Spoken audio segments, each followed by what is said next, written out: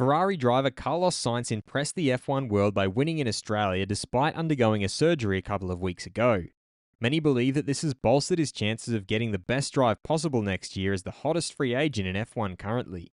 Red Bull potentially have a coveted spot open, and many believe that Sainz would be perfect for it. I'm your host Dillon Shelley, and first up on Formula World, the chances of Sainz driving for Red Bull next year addressed.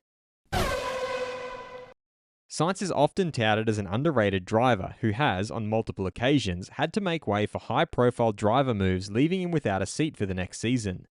His current teammate Charles Leclerc explained why he doesn't think Sainz has anything to worry about. "I don't think he's underrated for that. I think everybody knows Carlos's worth. That's why I've said many times that I'm not too worried about his future, because I'm sure that many team principals are speaking with him. But he doesn't say it. I'm sure he will have many opportunities." Red Bull team principal Christian Horner directly addressed the possibility of Sainz driving for them next year after the win in Australia. "Look, based on a performance like that, you couldn't rule any possibility out. You've had a very fast, unemployed driver win. The market is reasonably fluid with certain drivers. Carlos is the only driver that's beaten Red Bull in the last 2 years, so he appears to be our nemesis." Sainz gave his thoughts on whether he needs to prove himself in the driver market. "I think everyone knows more or less what I'm capable of doing. I don't race to prove to team bosses or to prove to people my value. I race to prove to myself that if I'm given a car, I can get it done and I can be up there. That's the mentality and the approach that I have, and I will keep having the rest of the year." Fast feed.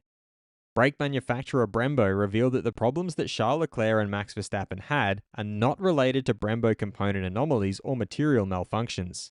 In both cases, the problem came from a wrong setup team choice regarding the car configuration. McLaren's Lando Norris explained that he was a lot quicker and he would have overtaken Oscar anyway. For any driver who's racing in front of their home fans, you want to be on the podium. I wouldn't ever take anything away from that. Mercedes driver Lewis Hamilton stated that this is the worst start to a season I've ever had. It's tough on the spirit. Red Bull's Max Verstappen suggested that they knew a day like this could come at some point. "So we need to be proud that we've had a great run with 9 races in a row, and we can come back stronger for Suzuka." Teammate Sergio Perez added that it's a bit track dependent, so hopefully when we are back in Suzuka, we are back on top. Mercedes driver George Russell explained that he was half a second behind Fernando 100 meters before the corner, and then suddenly he came back towards me extremely quickly.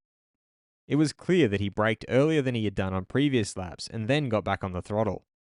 Alonso, meanwhile, is a bit surprised by a penalty at the end of the race regarding how we should approach the corners or how we should drive the race cars.